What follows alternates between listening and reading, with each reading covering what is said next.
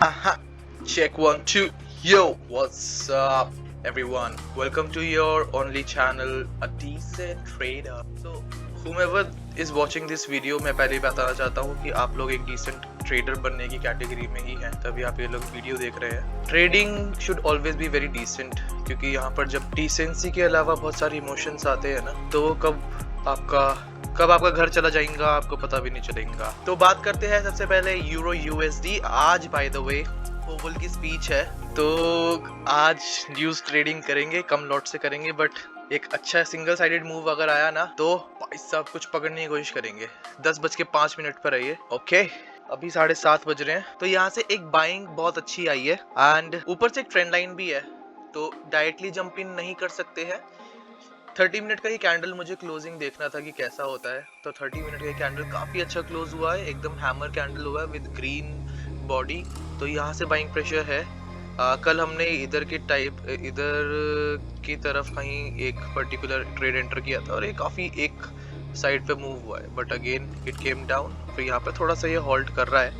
जब तक ये अपर ट्रेंड लाइन का ब्रेकआउट नहीं आता ना, तब तक हम इसमें कुछ प्लान नहीं कर सकते. एंड जिस हिसाब से यहाँ पर प्राइस एक्शन बन रहा है, मेरे हिसाब से यहाँ से ब्रेकआउट आना बहुत ज्यादा एक पॉसिबिलिटी है, बट अगेन मुझे डायरेक्टली जंप इन नहीं करना होगा.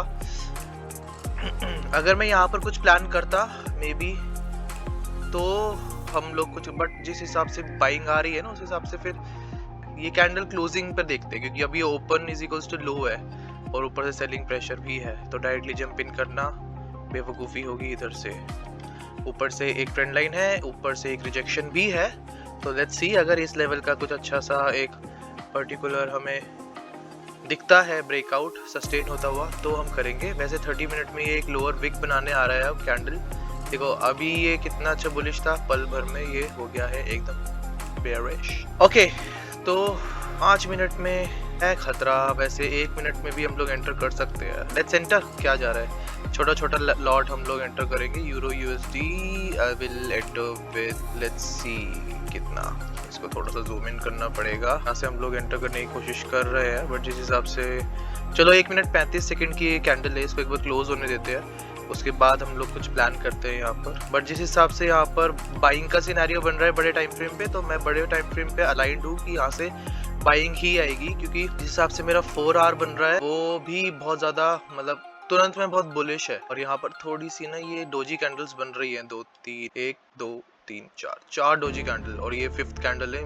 May be it can also and up being doji अगले 2 घंटे 55 मिनट में. तो यहाँ पर थोड़ा सा जो है ना इनडिसाइसिव है. मैं डायरेक्टली जंप इन नहीं कर सकता हूँ.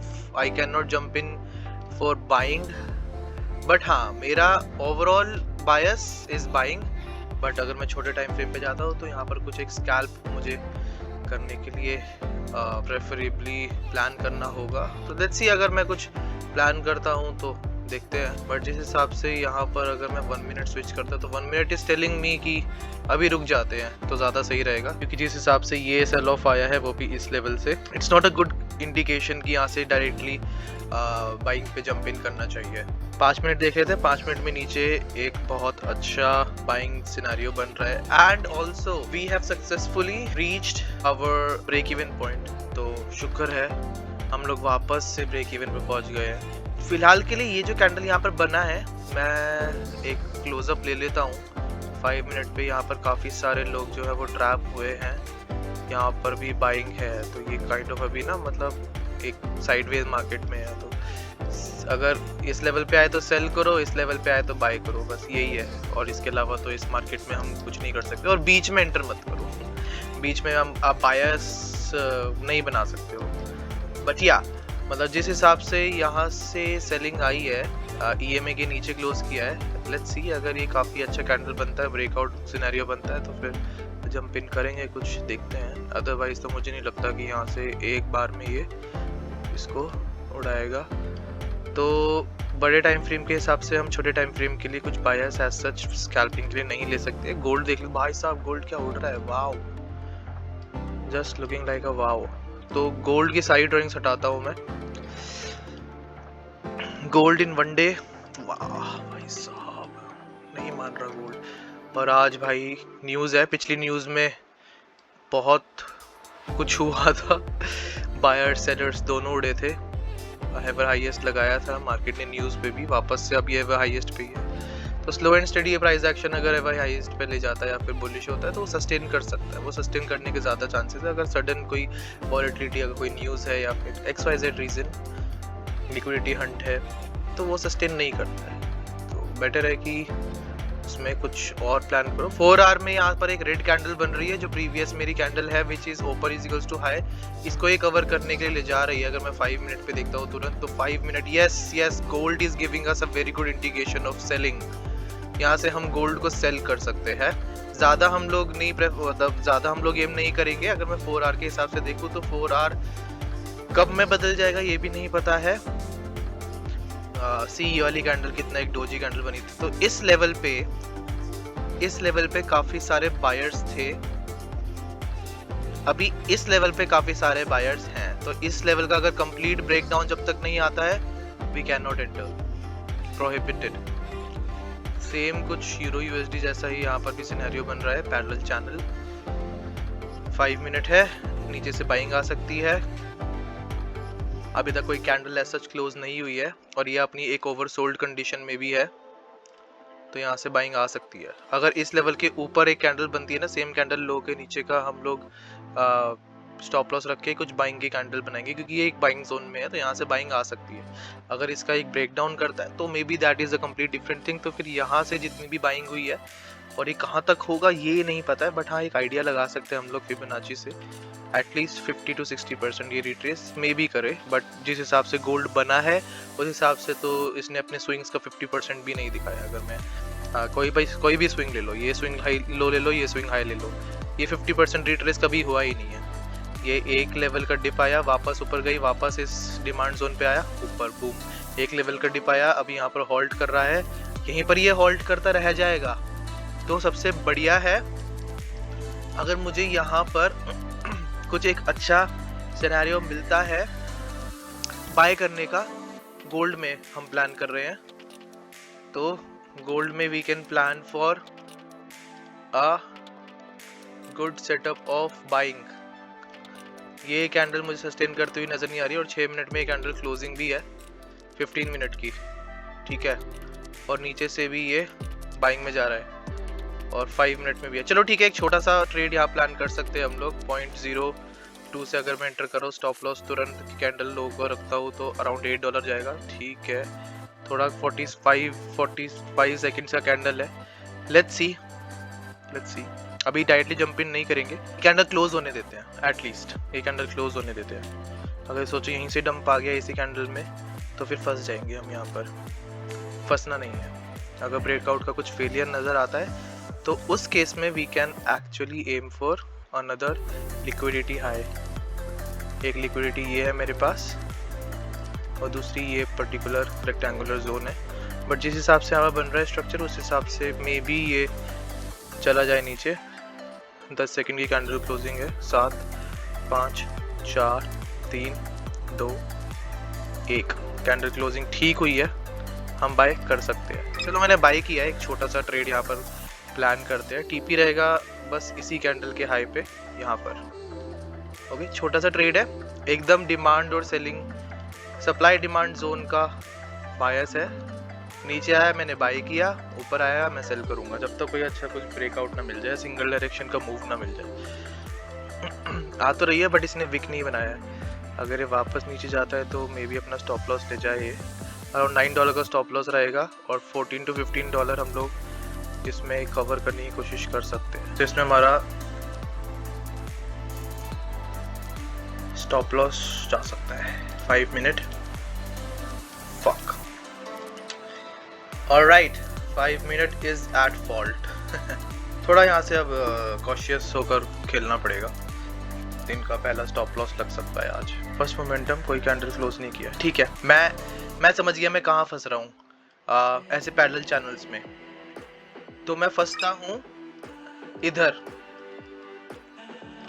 कल भी मैंने एक ट्रेड लिया था ब्रेकडाउन पे, वो ट्रेड एक्चुअली मूव भी किया था, बट जहाँ तक मैं फंस रहा हूँ वो इधर की तरफ फंसता हूँ कि अगर यहाँ पर मार्केट लोअर बैंड पर है, वापस रिट्रेस कर रहा है। तो मुझे एक कैंडल का कंफर्मेशन चाहिए कि ग्रीन कैंडल ऊपर की तरफ कुछ ना कुछ मुझे कंफर्मेशन दे, बॉडी क्लोजर दे। ऑलराइट, तो गोल्ड में काफी एक सेलिंग सिनेरियो बना है। अगर यहाँ से अभी एक रिट्रेसमेंट करके वापस अपर बैंड पर आता है और अगर उसके बाद कुछ EMA रिजेक्शन लेता है तो maybe we can enter. इसके अलावा यूरो USD में मुझे काफी अच्छी रेड कैंडल दिखी है, बट बहुत डाइसी हो रहा है सब जगह। यूरो USD एकदम साइडवेज है, बट ये अपने लोअर बैंड तक पहुंच सकता है अगर मैं यहाँ पर कुछ एक पैरेलल चैनल ड्रॉ करने की कोशिश करूँ। देखो, जबरदस्ती तो नहीं करूंगा और ऐसी जगहों पर एकदम कूल माइंडेड छोटे छोटे रिस्क पे ट्रेड लेना होगा। ऑलराइट, 5 मिनट में है अभी ये कैंडल कुछ बन रहा है ऊपर की तरफ। यहाँ से अगर सेल ऑफ दिखता है तो ये लोअर बैंड तक आ सकता है। गोल्ड में भी काफी अच्छी सेलिंग आई है, बट गोल्ड अगर बाइंग में चला गया ना, क्योंकि ये 1 आवर के EMA पर है और 1 आवर का EMA 1 आवर की कैंडल क्लोज होगी 32 मिनट में, तो इस हिसाब से यहाँ से भी एक स्ट्रॉन्ग रिवर्सल आ सकता है। तो ये तो भी 1 आवर पे देखना पड़ेगा गोल्ड। उसके अलावा यूरो USD हो सकता है कि हमें कुछ अच्छा एक सिनारियो दे दे। एक पर्टिकुलर ट्रेड 1 मिनट पे कर ही लेते हैं। तो अभी मैं 0.1 से ही सेल कर रहा हूँ यूरो USD को। SL रहेगा मेरा अराउंड इस पॉइंट पर, TP रहेगा मेरा इस पॉइंट पर, क्योंकि अगर इसने यहाँ से फिर से ट्रैप किया तो हो सकता है ये हमें काफी अच्छा ट्रैप कर ले। एक छोटा लॉट और ऐड करना चाहूंगा मैं 0.1 ही, अगर ये प्रीवियस कैंडल के नीचे निकलता है तो।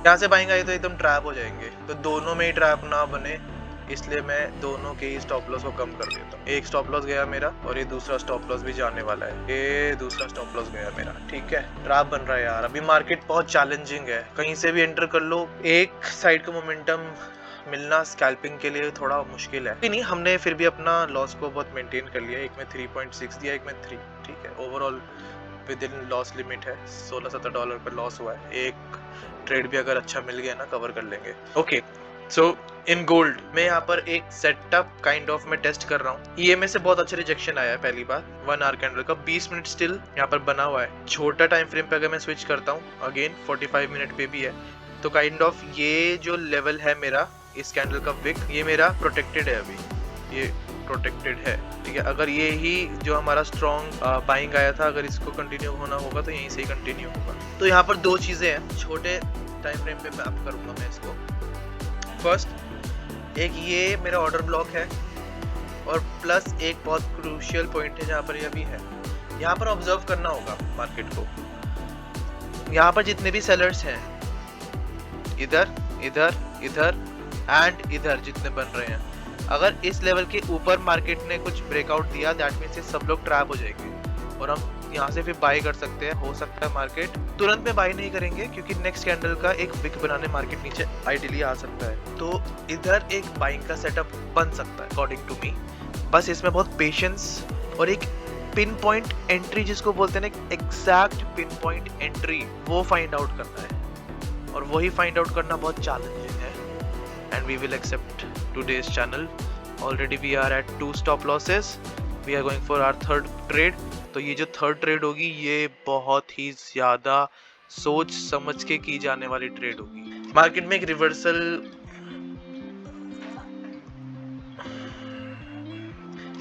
रिवर्सल काइंड ऑफ सिनेरियो बन रहा है, तो मैं यहाँ से एक ट्रेड और पंच करना चाहूंगा बाइंग साइड का। मेरा रीजन है कि मार्केट से नहीं हो पा रहा है, 7.5 खींचने की कोशिश करते हैं। सेम इस लेवल पे हमारा एक पर्टिकुलर स्टॉप लॉस लगा है, तो यहाँ पर जितने भी लोग ट्रैप हुए हैं ना सेलर्स इस लेवल पे, ये लोग यहाँ से निकलना प्रेफर करेंगे इस वक्त। दे विल पैनिक और यहाँ से होपफुली एक अच्छी कैंडल ऊपर की तरफ बन सकती है अकॉर्डिंग टू मी, क्योंकि ये जो दो कैंडल बनी है रेड कलर की, these कैंडल इंडिकेट्स कि मार्केट में नहीं है यहाँ पर सेलिंग प्रेशर बचा नहीं है। अगेन ये डोजी कैंडल बना और ये कैंडल एक ऊपर की तरफ भागना शुरू हो गया। 15 मिनट का कैंडल देखो तो 15 minute is also going for an upward direction और ये वापस इस कंसोलिडेशन फेज में एंटर करने के लिए अपने आप को प्रिपेयर कर रहा है।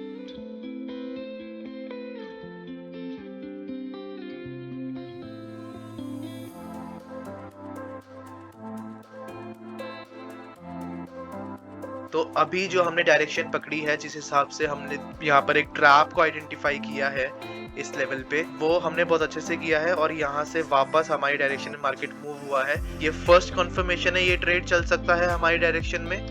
सेकेंड कंफर्मेशन इज 1 आवर, इसने EMA से रिजेक्शन लिया है। अगर ये रेड कैंडल कवर हो गया इस कैंडल में तो यहाँ से ब्रेकआउट आ जाएगा, not a big deal. Second, और इसके अलावा आज एक न्यूज भी है और उस न्यूज में बाइंग होने के बहुत अच्छे चांसेस हैं। तो 3 रीजन है यहाँ से कि हमें अपने टारगेट तक क्यों होल्ड करना होगा, और अगर ये टारगेट आता है तो एक बिग प्रॉफिट ऐड होगा इस अकाउंट में। सबसे पहला बिग प्रॉफिट जो कि हमें हमारे ओवरऑल जो हमें $500 इसमें बनाना है उसके थोड़ा सा करीब एक पुश देगा हमें। हम काफी दिन से ना ब्रेक इवन पे खेल रहे हैं, तो ब्रेक इवन से थोड़ा सा ऊपर उठे ना, और जैसे अगर मैं 150 या $200 प्लस में जाता हूँ, मैं रिस्क बढ़ा दूंगा अपने स्कैल्पिंग में। फिर मैं बड़े रिस्क पे भी अच्छा स्कैल्प निकालने की कोशिश करूंगा। बट जिस हिसाब से अभी का सिनेरियो बन रहा है, आई विल अपडेट कि क्या होता है, फेल होता है या फिर हमें हमारा टारगेट मिलता है, whatever might be the case, let's be with the trend. Alright, so gold is trying to get a good support from the EMA अगर हम 1 आवर को देखें, और जो मैंने अभी पर्टिकुलर ट्रेड लिया हुआ है वो बाइंग का ही है and I am with the trend. यहाँ पर एक सिनेरियो बन रहा है हमारा ब्लैक बॉक्स का, जो सेम जो हमने कल जिस पे ट्रेड लिया था वही सेम कुछ ऐसा सिनेरियो है। अभी अगर मैं तुरंत में देखूँ तो 15 मिनट में यहाँ से अगर कुछ ऊपर की तरफ ही जाता है तो फिर नहीं रुकेगा and it should go up. तो ideally in my case I think that I should plan something more in this trade. तो मैं 0.01 और ऐड करूंगा, I've added more to it. इसका स्टॉप लॉस मैं बहुत ही कम जस्ट यहाँ पर लगाने वाला हूँ। टारगेट हम लोग बड़ा लेंगे, बड़ा ही प्लान करेंगे। तो टारगेट चलो कुछ ऐसा प्लान करते हैं, इतना भी नहीं छोड़ते। फर्स्ट टारगेट ये है, सेकंड टारगेट ये है, थर्ड टारगेट कुछ होगा। अगर हमारे डायरेक्शन में आज ट्रेड चलता है तो हम काफ़ी अच्छा कुछ प्लान कर सकते हैं यहाँ पर।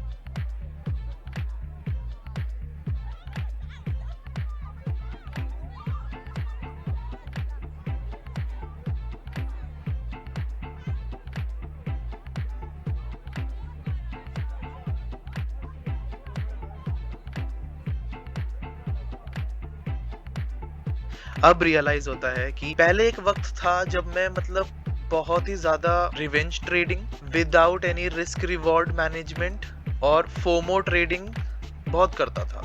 I still remember. तो उसमें मैं ओवरलॉट साइज डालता था, ओवरलॉट करता था अपने अकाउंट को।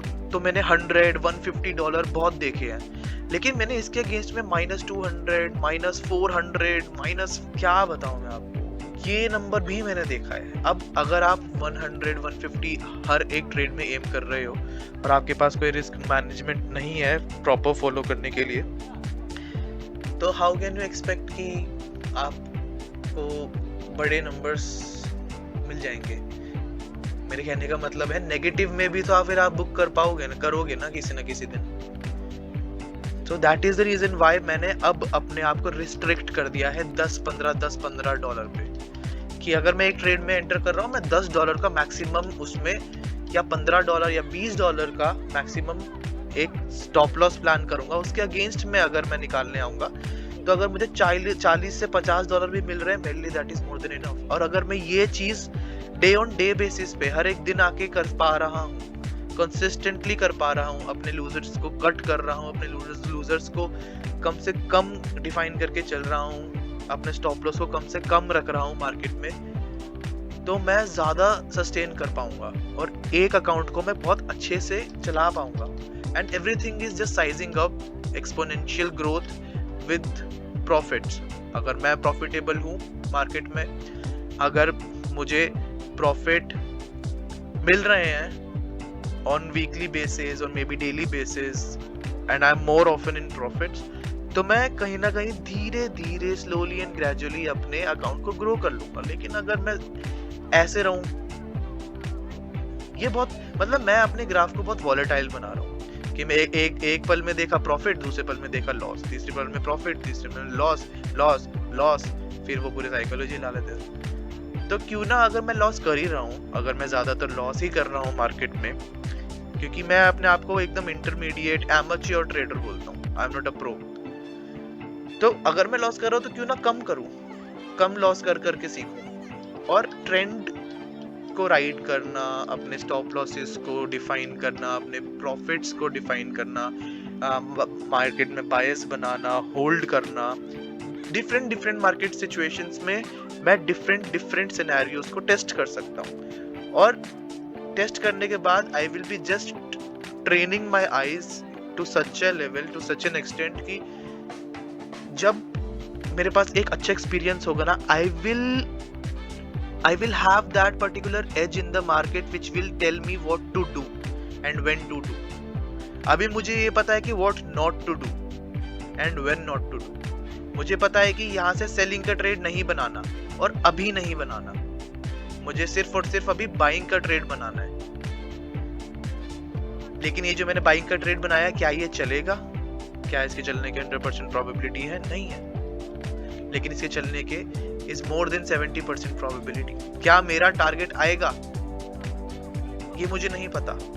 अगर ये आया तो that will be a single trade जो मेरे एक्सपीरियंस में काउंट होगा। मार्केट बहुत अच्छा है, बहुत वॉलेटाइल है, बहुत बाइंग में जा रहा है बार बार, और यहाँ पर एक ब्लैक बॉक्स काइंड ऑफ फिर से सेटअप बना है, तो यहाँ से प्रॉब्ली एक अपवर्ड मूव देखने को मिल सकता है। और अगर ऐसा होता है तो मैं आराम से इसमें $60-70 मिनिमम तो निकालूंगा ही, और वो मेरे लिए अकाउंट के लिए बहुत हेल्दी है, बहुत अच्छा जंप होगा। लेकिन अगर ये अगेंस्ट चला गया तो $20-25 देकर मैं निकल जाऊंगा, एक्सेप्ट कर लूंगा कि हाँ, मैंने जो मार्केट के साथ अलाइन किया था, मार्केट ने वो मेरे साथ अलाइन नहीं किया है, बट मैंने अपने रूल बेस्ड ट्रेडिंग करी है और अपने प्रिंसिपल्स को मैंने फॉलो किया है डंके की चोट पर।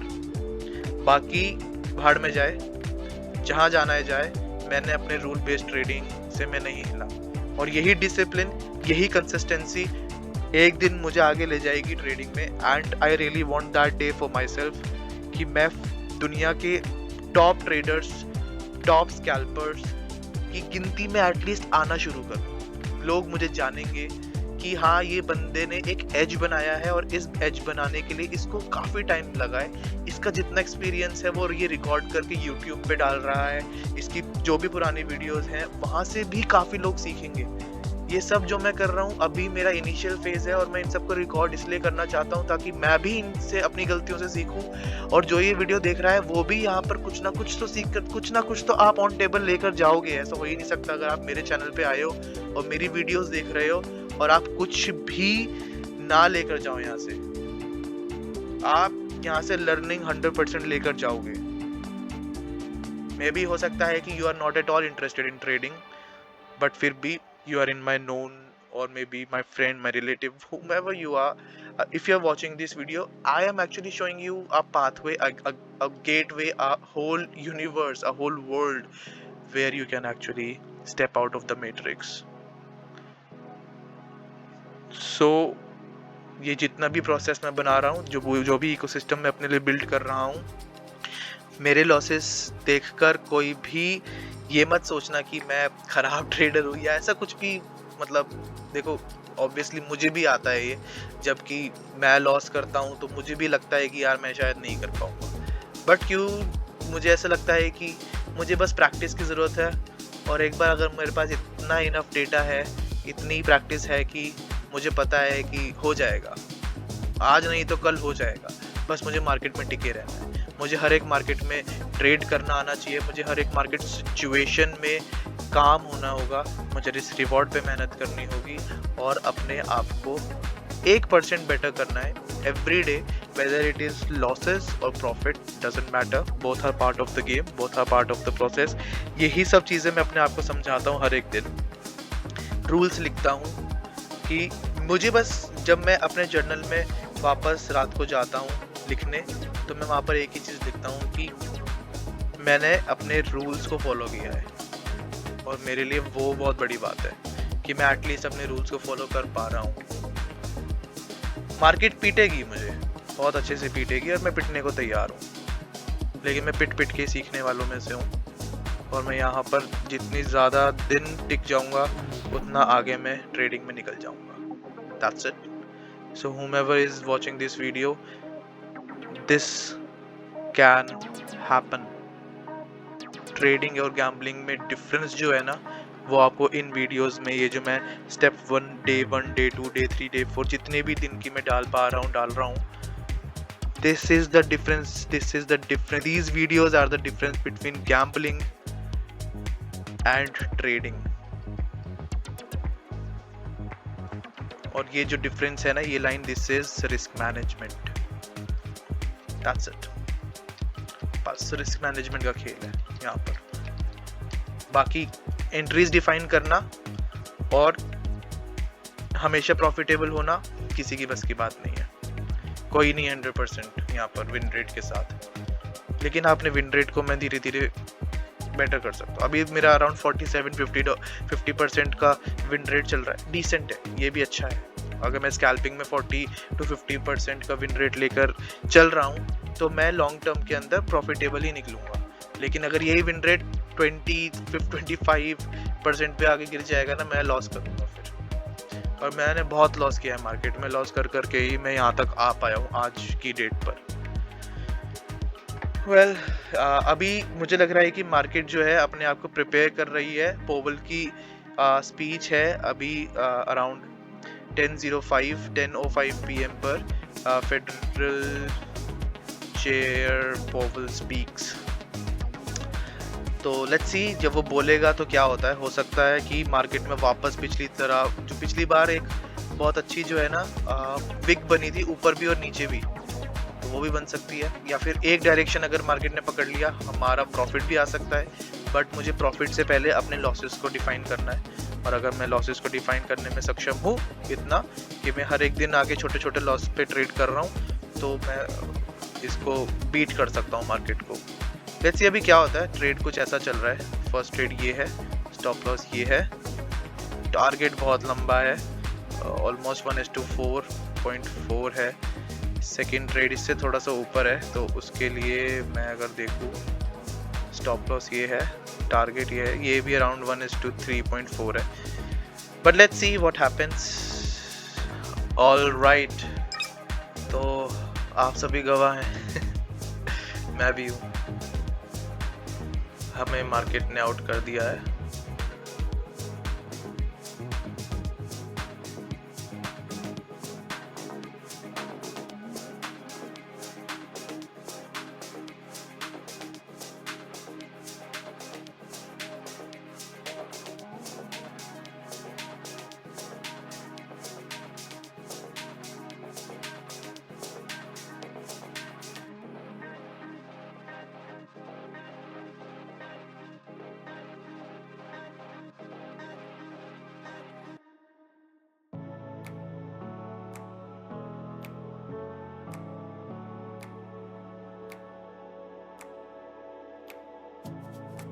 So we are good। अभी बैक टू बैक 2 ट्रेड्स मैंने लिया है। ये अभी एक ट्रेड चल रहा है, इससे पहले एक 0.05 लॉट मैंने पंच किया था, उसमें $15 निकाला है। अराउंड $20 का इसमें टारगेट था, बट 15 पे मुझे निकलना पड़ा। उसके अलावा अभी ये वाला पर्टिकुलर ट्रेड जो है बहुत बढ़िया ब्रेकआउट आया है, $30 इसमें रनिंग है। तो मैं इस पर्टिकुलर ब्रेकआउट की जो कैंडल है, इसके नीचे ही अपना स्टॉप लॉस रख लूँगा। यहाँ पर नेक्स्ट ये यहाँ पर दिख सकता है। अभी यहाँ से अगर फॉल कर गया तो मे बी वो थोड़ा सा हमारे लिए अगेंस्ट हो सकता है, बट अभी भी हमें इन हैंड 2830 दिख रहा है। और हम लोगों ने सक्सेसफुली अपना जो हम ड्रॉ डाउन में थे, अब हम ब्रेक इवन से ऊपर आ गए हैं। तो लेट्स सी अगर इसमें $20-30 और मिलता है ना, तो मैं कुछ ना कुछ इसमें बटोरने की कोशिश करूँगा। 30 मैक्सिमम प्रॉफिट इसमें देखा गया है। लेट्स सी अभी अगर इसमें आता है ना कुछ, तो मज़ा आ जाएगा। बस ये ब्रेकआउट जो है ना, ये फेलियर ना आ जाए इसका। इस ब्रेकआउट का फेलियर नहीं आना चाहिए। ब्रेकआउट बहुत अच्छा है। हमने सेम कैंडल, जो ब्रेकआउट कैंडल बनी है यहाँ से, ये अगर एक वन वे मोमेंटम अगर इसने दे दिया ना ऊपर की तरफ कहीं, तो 3800 ग्राउंड लेवल तक भी ये आ सकता है। बट जिस हिसाब से मुझे लग रहा है, मुझे बिल्कुल भी रिस्क नहीं लेना चाहिए, क्योंकि मैं ब्रेक इवन की काफ़ी क्लोज हो चुका हूँ। तो ये जो पर्टिकुलर कैंडल अभी बन रहा है ना, इसको बनने देते हैं। अगर ये गलती से भी अगर ये काफ़ी ब्रेकआउट जोन से नीचे आ जाता है ना, तो ये ब्रेकआउट फेलियर हो जाएगा, और फिर ये थोड़ा सा यहाँ पर जो है ना होवर अराउंड भी कर सकता है, साइडवेज हो सकता है, या फिर अगर हम 4 आवर पे देखें तो 4 आवर पे ये बहुत बढ़िया कैंडल बन रहा है। वैसे तो पॉज कैंडल के बाद फिर से एक ग्रीन कैंडल बन रहा है, तो इस कैंडल को तो ऊपर जाना चाहिए।